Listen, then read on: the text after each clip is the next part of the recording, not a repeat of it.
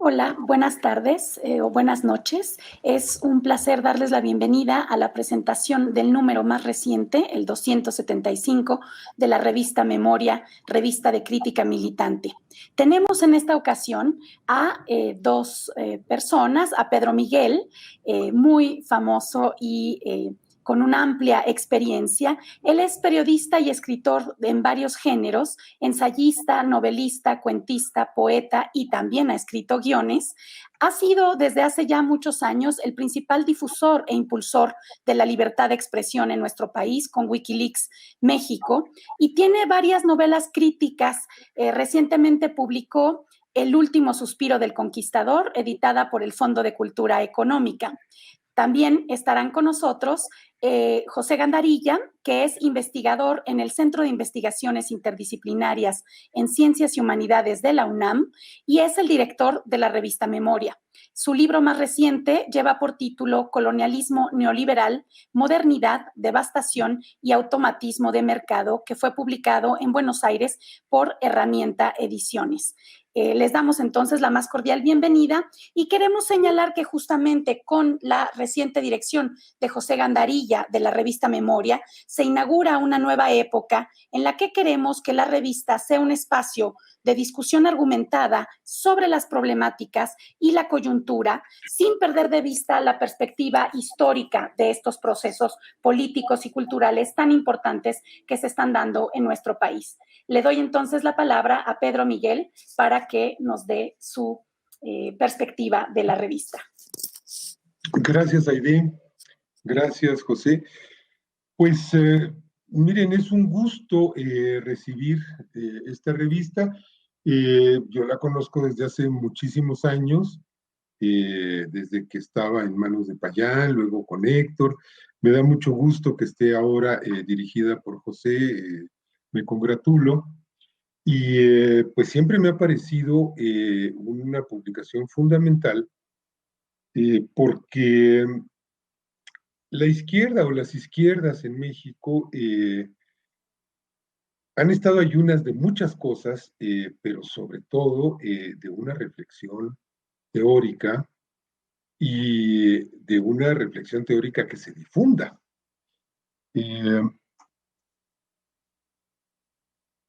Pues me es inevitable usar el símil del barco, ¿no? Pues los barcos antiguos, las galeras romanas, los trirremes, incluso los galeones, las carabelas, pues navegaban orientadas por el buen tino de sus capitanes, de sus navegantes, pero el tablero de instrumentos ayuda. Y a mí me parece que la reflexión teórica es el tablero de instrumentos de cualquier proceso de transformación o cualquier proceso transformador que se esté viviendo. Sin embargo, esta actividad se vio disminuida de una manera muy importante desde hace pues casi 40 años, coincidiendo con el auge del neoliberalismo, coincidiendo con la caída del bloque del Este. Se nos vino encima una ofensiva teórica neoliberal que se volvió pensamiento único, que monopolizó eh, el debate, el análisis, la reflexión social, como pues ocurrió en México con el cártel de Vuelta y el cártel de Letras Libres, que ahora pues están reaccionando, ¿no? Ante la nueva diversidad, ante la nueva democracia, ante la nueva libertad, y brincan y dicen, ¡ay, están atacando la libertad de expresión! Que se calle el presidente, ¿no? Pero sufrimos pues una travesía del desierto en la cual muy pocas publicaciones, y desde luego Memoria, acompañó procesos, o no sé si los acompañó, estuvo, pero me parece que las dirigencias y las bases de los movimientos sociales, de las luchas campesinas, obreras, políticas, pues no leían Memoria, ¿eh? Eso no es culpa de la revista, pero lo que yo veo en retrospectiva y lo que veía desde entonces es que no leían memoria, porque si hubieran leído memoria, tal vez estaríamos en otra circunstancia. Miren, pienso, por ejemplo, en el proceso que está teniendo lugar en Morena, que es para ponerse a llorar 40 años, ¿no? Es decir, quienes están disputando la dirigencia de ese partido, es clarísimo que entre sus lecturas no está la revista Memoria, porque si estuvieran no se estarían comportando como se están comportando. Tendrían un entendimiento histórico, tendrían un entendimiento contextual que evidentemente no están teniendo, están aferrados por disputarse el hueso, ¿no? Sin entender la trascendencia y la gravedad de lo que están haciendo. Es un ejemplo concreto, doloroso, puntual, de cómo se ha perdurado una ruptura entre la práctica y la teoría en los movimientos transformadores. Y entonces la pregunta que yo me haría es, ¿cómo revinculamos eh, este hacer del pensamiento con el hacer de los actos? A mí me da mucha risa cuando una expresión que luego le achacan a uno o a cualquiera que tú eres puro bla, bla, bla, ¿no? Dicen. Y yo digo, mira qué chingón me están acusando de ser puro bla, bla, bla, y no entienden que el bla, bla, bla es una forma de actuar. No entienden que el instrumento político más importante que se posee es el lenguaje, hablado o escrito. Pero díganme qué hizo Fidel Castro desde que metió el fusil bajo la cama y se dedicó a gobernar. ¿Cómo gobernó? Pues con bla, bla, bla. O sea, discusiones, reflexiones, instrucciones, pues, con la boca, pues se gobierna con la boca, pues ¿con qué vas a gobernar? ¿Cómo gobernó Lenin? ¿Cómo gobernó Mandela? ¿Cómo gobernó Lula? ¿Cómo gobernó quien ustedes gusten y manden? ¿No? Con el lenguaje. Claro que no gobiernas, pues, ¿con qué? ¿Con el ejército? No, con los impuestos, no. Gobiernas con el lenguaje preponderante. Y, y entonces no se entiende que la teoría es una forma de la práctica, que hacer teoría es actuar, es actuar y de manera concreta. Un ejemplo inmediato, presente y cercano. Bueno, una parte fundamental de la actuación de Andrés Manuel pues, son las mañaneras. ¿Y qué hacen las mañaneras? Pues habla, ¿no? Y las mañaneras se han convertido en un instrumento de gobierno irrenunciable, como las reuniones de gabinete. ¿Y qué hacen las reuniones de gabinete? Pues habla. Como el encuentro, los encuentros con las comunidades que hace ahí, pues habla y teoriza. Y teoriza. Y algunos de los temas de su teorización son objeto en este número de memoria de una reteorización, de una re-reflexión. El artículo de Silvana, de mi querida amiga Silvana Rabinovich, que se llama Las enseñanzas del migrante de San Quintín, ¿no? Porque ya López Obrador elaboró, con base desde luego en una elaboración de un tercero, que es el migrante que le dijo, oiga, Juárez separó el poder político del poder religioso, a usted le toca separar el poder político del poder económico, ¿no? Y a partir de esto, que lo cuenta López Obrador, que lo formula, Silvana hace una reflexión fundamental para vincular esto que está ocurriendo, estos hechos, lo fáctico, con lo interno de la ética, ¿no? Con lo interno de una transformación que se reclama, política sí, económica sí, social sí, pero antes que nada ética, ¿no? Entonces, pues mi pregunta es, porque tengo casi siempre muchas más preguntas que respuestas. ¿Cómo logramos que la banda, no la lavanda con B chica, que es la planta aromática, sino la banda con B de burro, que es la chusma, la raza, la prole, o sea, nosotros, los que estamos haciendo esta transformación? Pues leamos a Mario Cepeda, a Abelardo Mariña, a Federico Anaya, a Inti, a Pepe Blanco, a Ricardo Gómez, a María Paula Meneses, a Patricia Cabrera, que discutamos, ¿no? ¿Cómo articulamos este esfuerzo notabilísimo de vinculación de lo que ocurre con su contexto mundial, con su contexto económico, con su contexto ético, con su contexto a futuro, con su mirada a futuro? Y como creo que la teoría y la práctica son una y la misma cosa, pues ya se me está ocurriendo algo, que es, tendríamos que llevar esta revista a los círculos de reflexión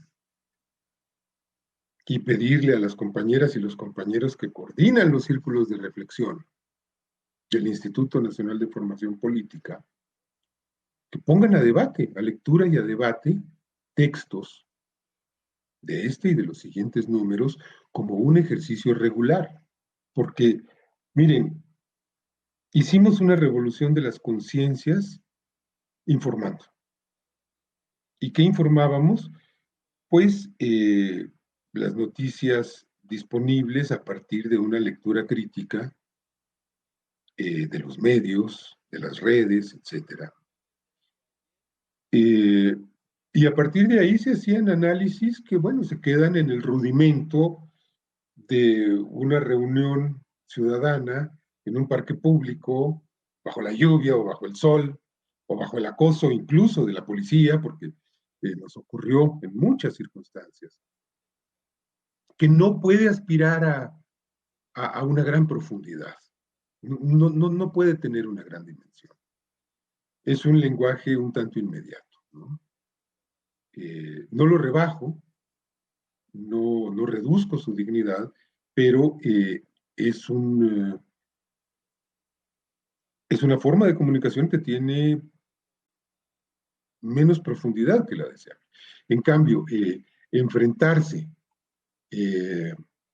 a los tiempos insólitos de Alberto Betancourt, a las diásporas, a la reflexión del pasado reciente, la huelga del 90 o la del futuro que hace José Blanco, da un dimensionamiento que es hoy en día profundamente requerido porque, les decía, les ponía el ejemplo de la deprimente situación del jaloneo en Morena, o de los encontronazos Morena el PT, porque esto no es nada más Morena, pues esto responde a muchas izquierdas, o la indigestión que le ha provocado a las izquierdas el asunto del feminismo, el asunto de los derechos humanos. Digo, son indigestiones ahí que no se han procesado, ¿no? También tenemos que hacer frente a otro fenómeno, que es la lumpenización del pensamiento de la 4T. O sea, estamos llenos de compañeras y compañeros misóginos, racistas, chauvinistas, un montón de gente que dice estar con el proceso, que está con el proceso y que se le ha rifado de manera honesta, etcétera. Llegan los hondureños y dicen, no, sáquenlos, ¿no? Pinches delincuentes, ¿no? Tenemos ahí un problema de desinformación, de deformación, que me parece que se subsanaría mucho si encontráramos otra forma de socializar esta información. Cierro con eso y esta primera ronda y luego entro más a fondo, si les parece, como ahora sí que al numerito, ¿no? Al número de memoria. Sí, está muy bien. Considero, pues, varias de las cuestiones que has dicho son justamente algunas de las que están planteadas ahí, sobre todo si recuperamos esto que tú decías del lenguaje, que lo llevaríamos más bien a una noción Foucaultiana del discurso, donde justamente el discurso no es solo lenguaje oral o escrito, sino son prácticas, instituciones, incorporaciones, formas de relación, y eso es lo que queremos provocar con memoria, una apuesta dialogal para discutir a profundidad y argumentadamente, digamos, también teniendo diálogo con las redes sociales, pero en las redes sociales muchas veces hay una gran virulencia y una inmediatez que no permite la reflexión y que justamente fomenta muchas de las veces lo que tú señalas de los prejuicios. Sí, formar parte de la transformación, pero no saber que eso implica realmente una modificación de las conciencias y de el pensamiento y por ende de nuestras acciones en todos los planos y dimensiones en las que nos desenvolvemos. Le doy ahora la palabra a José Gandarilla para comentar ahora sí que la carnita y el núcleo duro de este número. Me da mucho gusto participar de esta conversación, de este diálogo, y tener el gusto que nos acompañe Pedro Miguel, a quien debo decir, seguimos ahí en los medios, en la jornada, en su actividad periodística, en su permanente batalla por la cuestión de defender el pensamiento y el pensamiento crítico, como lo ha hecho ahora en esta breve reflexión.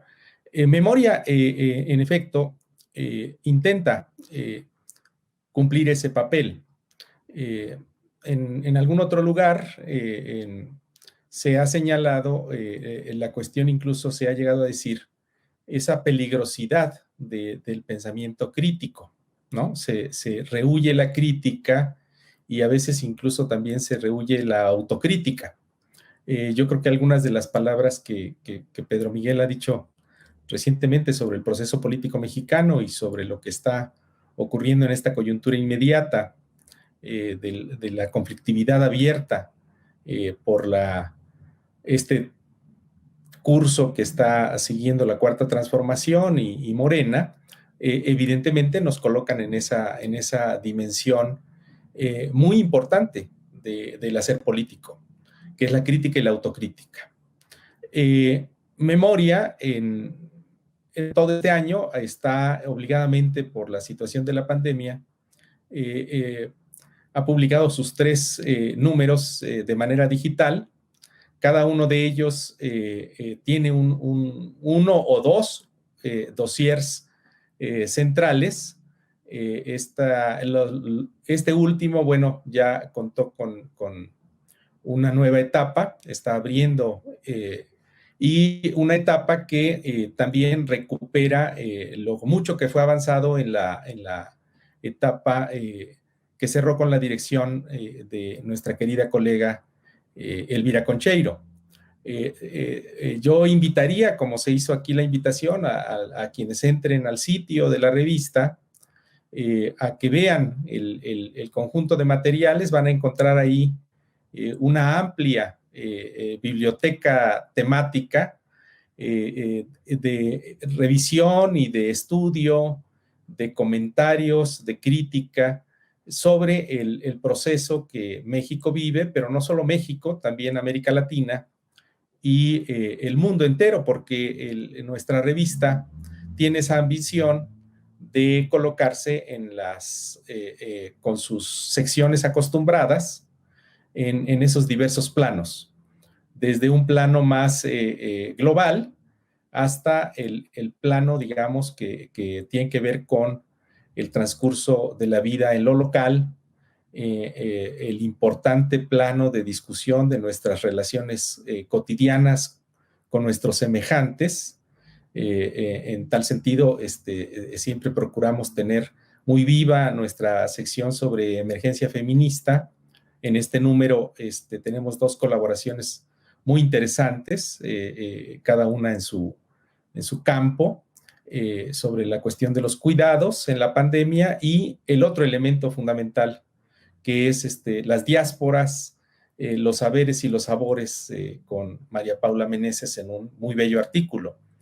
Y también las otras secciones acostumbradas, desde Hacer Memoria, en donde contamos con un muy bien fundamentado artículo sobre estas cuestiones que otras publicaciones están viviendo como crisis de su propia labor.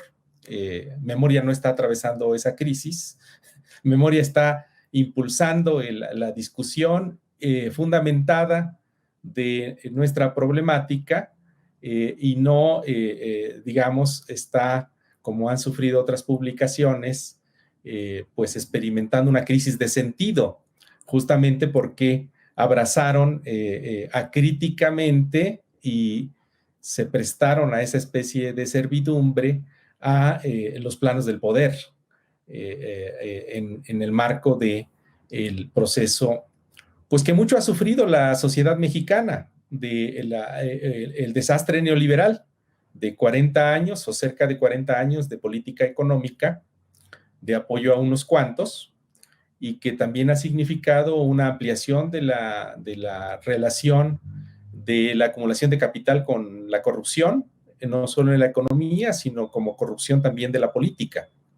Ese es el núcleo central de uno de los dossiers de este número, el de la cuestión de cómo se está reorientando el papel del Estado y de la política pública y gubernamental, porque justamente hay algunas lecturas que plantean esta cuestión del Estado de una manera que, pues, como se aprecia también en el dossier, y algunos así lo leemos, de una manera un tanto apresurada de liquidación de la forma Estado, en una visión más bien que pretendiera que esta va a desaparecer porque el acto analítico de dejarla al lado producirá ese resultado, o bien porque creemos que cuando entra un gobierno ya se estableció una nueva clase dominante,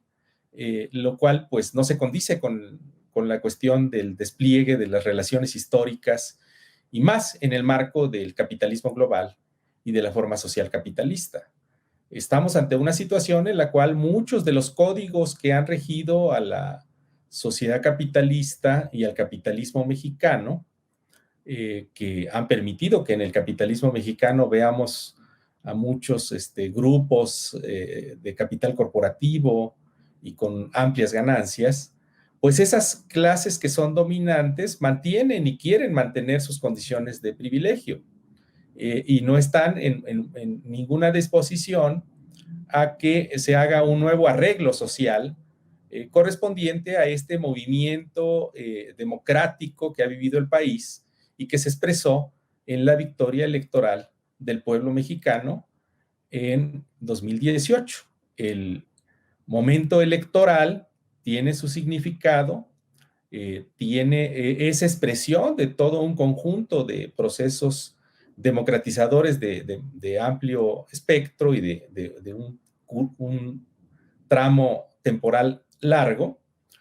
Y ahora estamos en el proceso de construcción de una situación en la cual, como ya ha ocurrido en la región, se enfrentan los conflictos y las contradicciones propias de una situación en la que, como llegó a decir en su momento uno de los mandatarios de ese ciclo progresista, se ha ganado el gobierno, pero no se tiene el poder, es decir, no se tiene el poder en su sentido completo, entero, sino que es una expresión de correlaciones de fuerzas, una expresión de conflictividad, de construcción de bloques históricos, en donde los que hemos ocupado ese lugar de la opresión económica y política del régimen anterior, ahora tenemos la condición y la capacidad de aglutinar. Y en ese sentido, el elemento que señaló Pedro Miguel es muy importante. La cuestión de ejercitar una práctica discursiva democrática, Es decir, que no solo cumple ese papel de información, sino de acompañamiento y aglutinamiento en la figura de quien concentra el espacio de la composición estatal, pero que está, digámoslo así, siendo expresión o representante de un proceso político más amplio.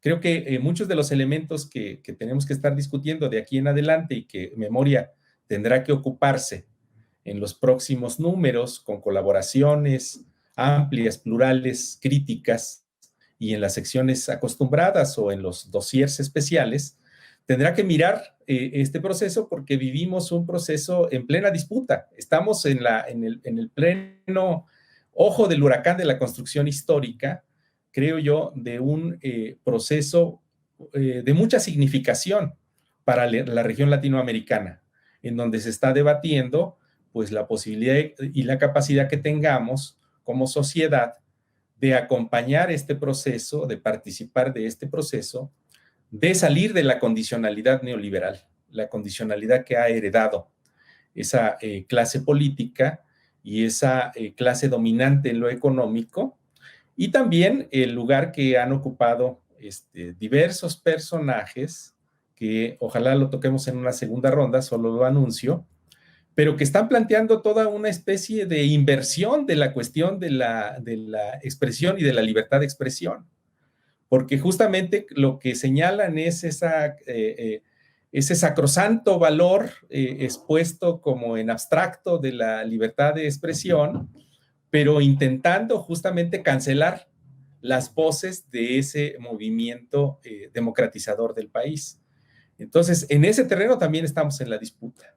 Y creo que Memoria tiene en este dossier, y con eso le pasaré la palabra a Pedro Miguel, tiene en esta sección un aporte bien interesante, que es la discusión sobre la cuestión del trabajo intelectual como trabajo del pensamiento, y que en ese sentido no debe doblegarse ante la entidad del poder, como sí se hizo en algún momento con buena parte de un sector de nuestro país, desafortunadamente, y también en una figura como fue la de Carlos Monsiváis, que ocupa un espacio importante en nuestra publicación en un dossier de 3 artículos.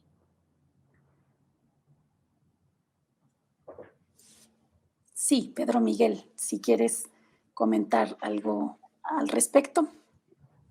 Uy, horas de comentarios.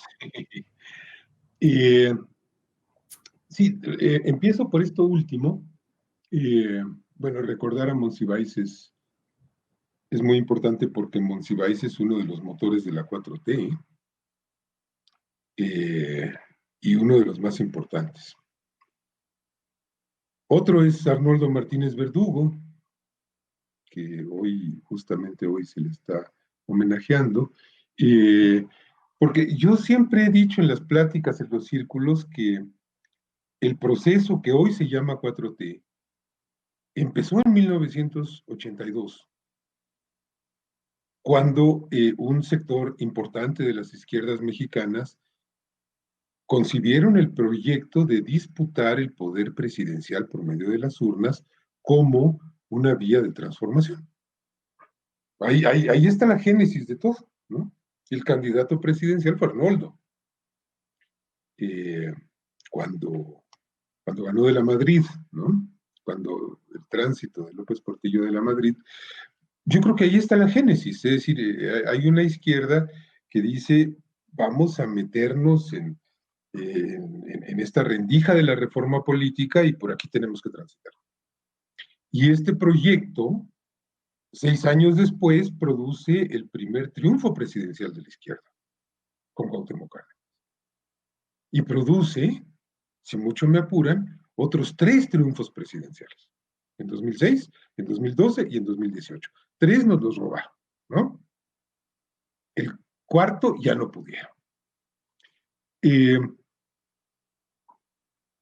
Pero decías que este debate de los 650,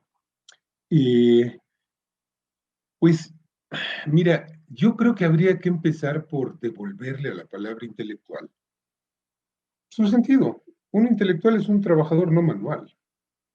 Un ingeniero es un intelectual. Un maestro es un intelectual.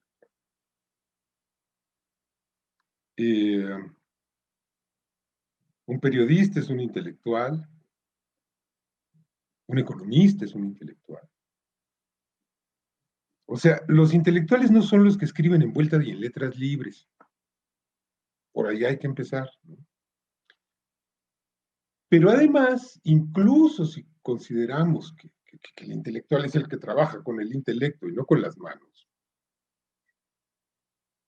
tendríamos que poner en cuestión este modelo aristocrático impuesto en el neoliberalismo que le otorgó a esos intelectuales. Yo creo que los moneros del Chamuco, que es otra revista fundamental, los definieron muy bien. Quítales la primera sílaba, son los telectuales, o sea, son los de la tele, los que hablan en la tele, los que tienen espacios en la tele. Todos esos tienen sus espacios en la tele y su columna en no sé dónde, ¿no?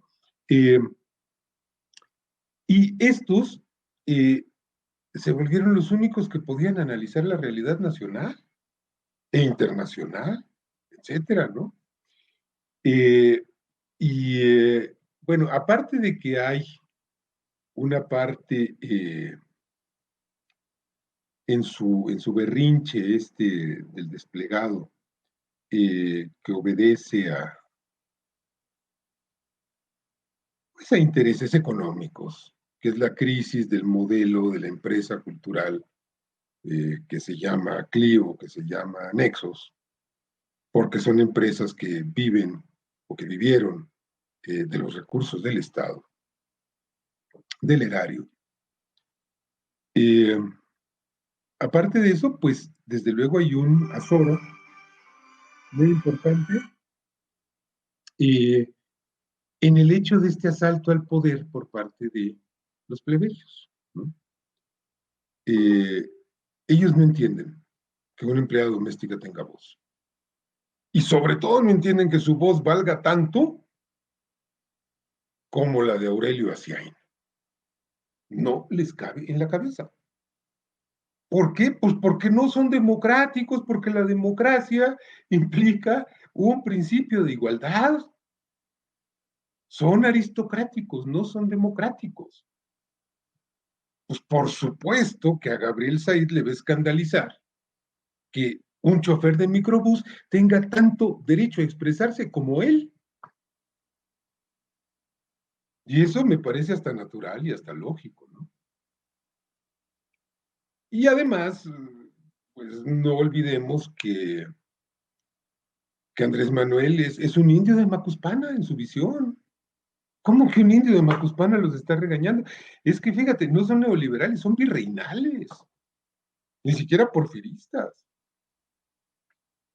Entonces, pues mira, yo no había leído el artículo de Silvana Rabinovich cuando empezamos a organizar esta respuesta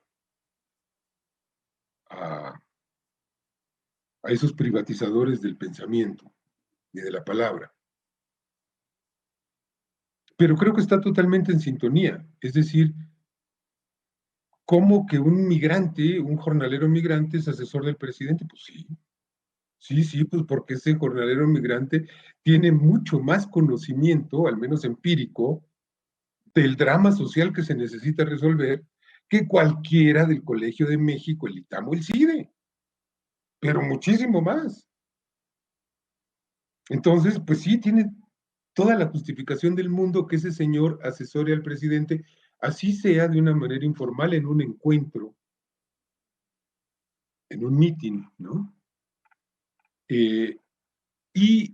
Cuando ellos se escandalizan por la chusma, porque les horroriza la chusma, es que son bien parecidos a Fernández de Ceballos, ¿eh?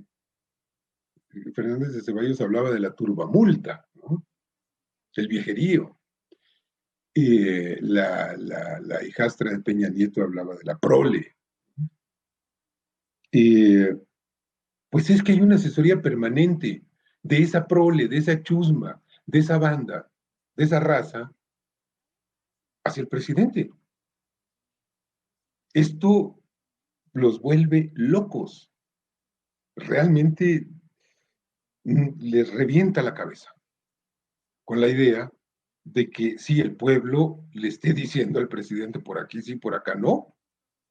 Y como además se forjaron el, el arquetipo de un López Obrador que no escucha, que es insensible, que es autoritario, que es necio, que le vale madre lo que piensen los demás y que él hace lo que él quiere, pues menos lo van a entender.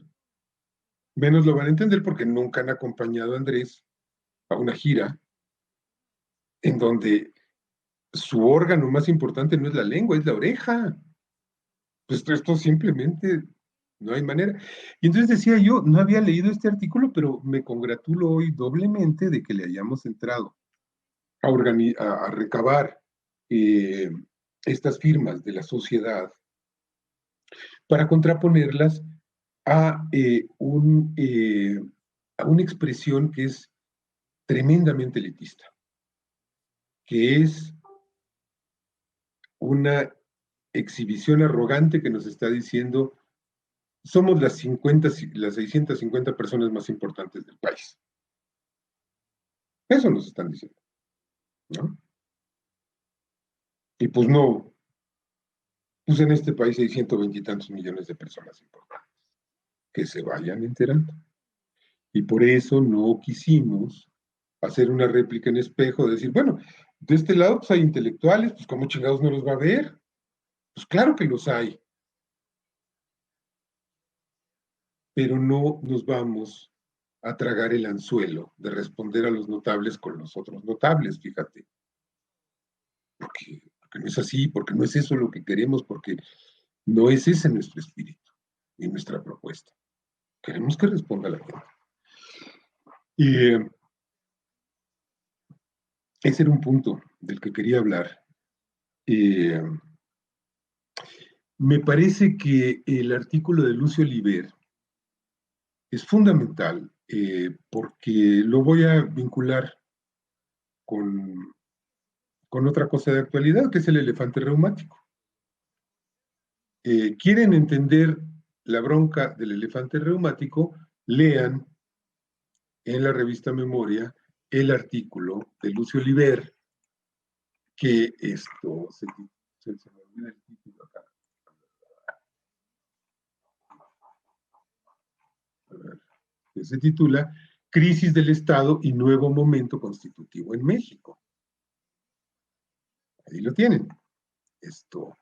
Porque, pues miren, traemos una confusión entre Estado, gobierno, poder ejecutivo y poder. A secas. ¿Tenemos el poder? Pues tenemos el poder presidencial. Y no del todo. Porque nominalmente el poder presidencial determina, modula al conjunto del Poder Ejecutivo Federal. Y sabemos que en ese Poder Ejecutivo Federal pues siguen enquistados un montón de intereses absolutamente ilegítimos del régimen anterior. Que hay oficinas en las que hay funcionarios saboteando, haciendo tortuguismo, robando. Eso no lo extirpas en 24 horas, ¿eh? Estamos infestados de esos llamados organismos autónomos, cosas descentralizadas, la madre del muerto, que fueron hechas para anclar de por vida al país al modelo neoliberal, para que fuera imposible remontar este modelo. Y bueno, no digamos gubernaturas, presidencias municipales, sectores del poder legislativo o legislaturas enteras que están en nuestra contra. Entonces, el problema del poder hay que disectarlo y creo que Lucio nos da elementos muy buenos para hacerlo. porque lo que estamos viviendo es una disputa por el poder, una nueva etapa de la disputa por el poder. Antes estábamos en la oposición, ahora estamos en el gobierno, pero el poder se sigue disputando. Es más, el poder absoluto no se tiene nunca, ni aunque seas un monarca absoluto, ¿no? Eso es una quimera, como bien lo sabemos. Entonces, tenemos que dimensionar, porque es muy útil que para mucha gente que se imaginaba que el 2 de julio de 2018 iba a amanecer en un nuevo país, porque ya habíamos conquistado el poder, ¿no? Entonces, pues ya, se resolvió todo. Hasta los baches iban a borrar, ¿no? Pues no, fíjate que no es así, ¿no? Tenemos un arduo camino, inauguramos una nueva etapa, tenemos condiciones muy favorables para la lucha, para las luchas, sea la de sello López Obradorista, o sean otras, porque díganme que los movimientos feministas, que los movimientos ambientalistas, que los movimientos indígenas no están en las mejores condiciones en la historia de México para llevar a cabo sus luchas. Que alguien me lo rechace. No veo cómo. De veras no veo cómo. También tenemos que entender que el poder presidencial por sí mismo no transforma el país. Si no hay país que transforma, si no hay sociedad atrás. Si, no sé, pongo un ejemplo, la despenalización del aborto, ¿no? Bueno, oigan, esto, ya acercaron el Senado y la Cámara de Diputados para exigirle a esta legislatura que haga una legislación federal de despenalización del aborto. Pues la presidencia no sustituye la movilización y las cosas no se dan por decreto, ¿no? ¿Por qué? Pues porque el poder no es absoluto, ni siquiera cuando se habla del poder absoluto. Entonces creo que esto es muy importante y creo que es muy importante también entender que haya un entendimiento de lo que es el Estado, que el Estado es más que Palacio Nacional, que San Lázaro, el Senado, que la Suprema Corte, que el IMSS, que el ISSSTE, ¿no? Somos el Estado. Y transformar el Estado implica transformarnos, implica transformar nuestras propias relaciones, ¿no?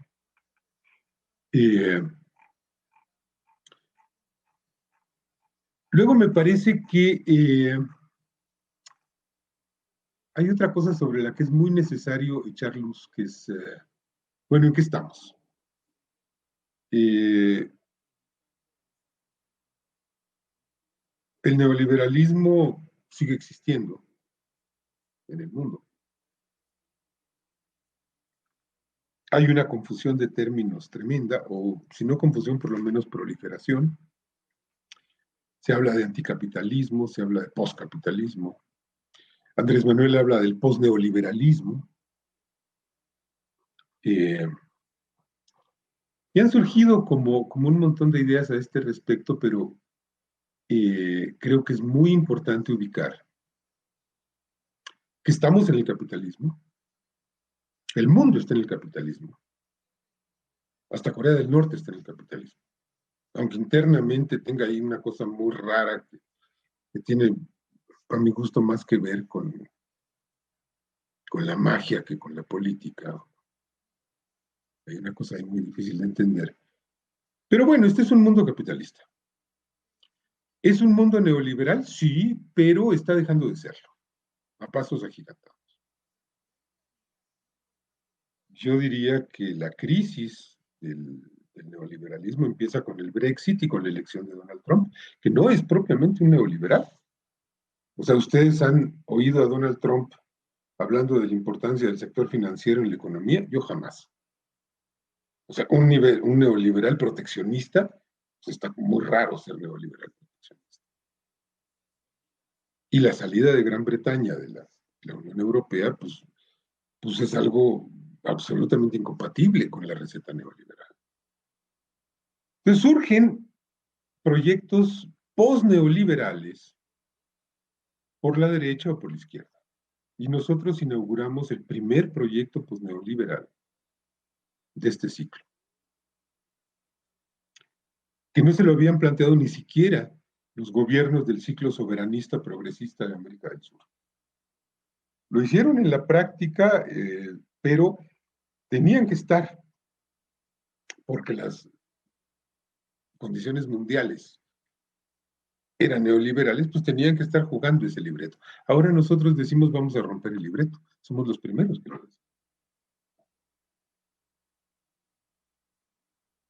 Entonces, a mí me parece que leer a Lucio, leer a José Blanco,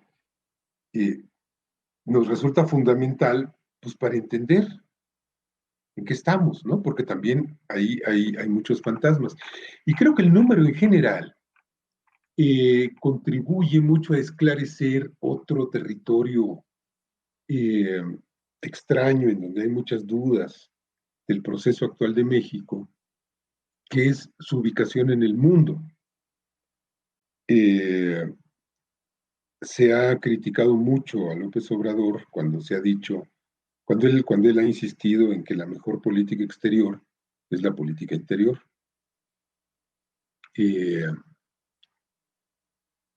Se han burlado mucho de él porque no viaja, ¿no?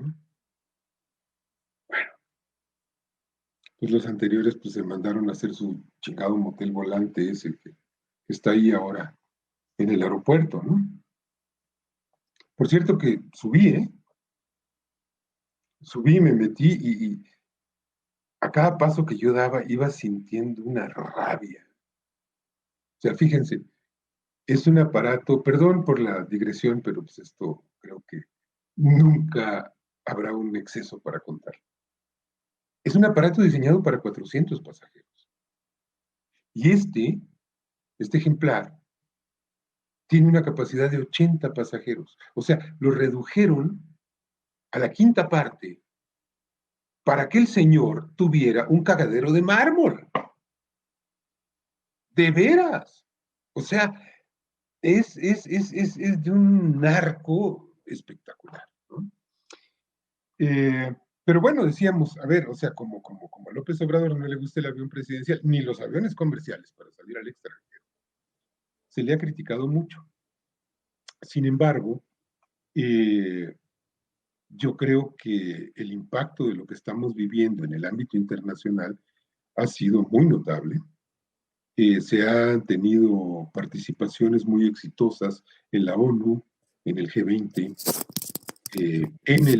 en el ámbito continental.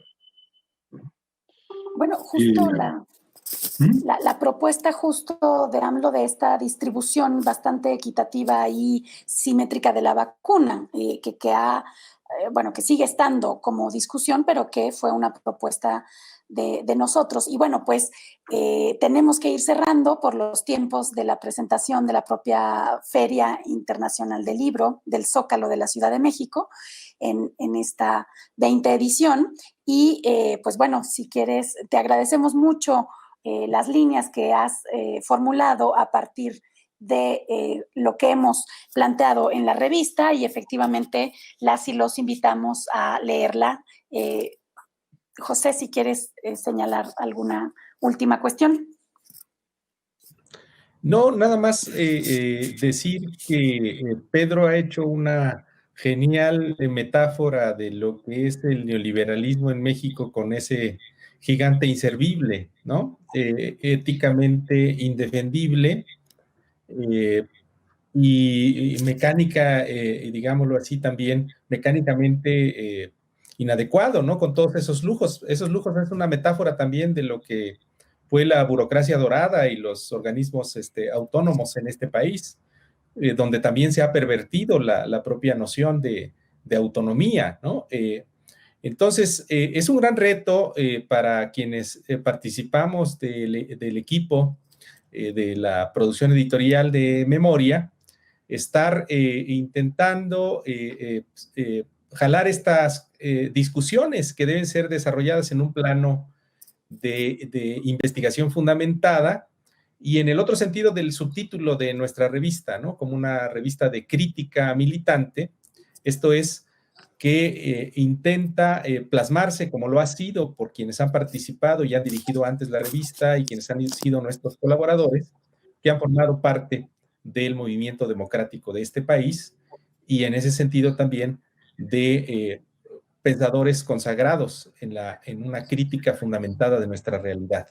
Y en ese sentido también, pues que no nos vamos con la finta de pensar que de un día al otro van a cambiar las situaciones, sino que vivimos en una realidad que permanentemente está reñida y que está en el plano de la contradicción, viviendo la contradicción y en el marco de un conflicto, que es el conflicto global del capitalismo, como lo ha señalado muy bien Pedro Miguel.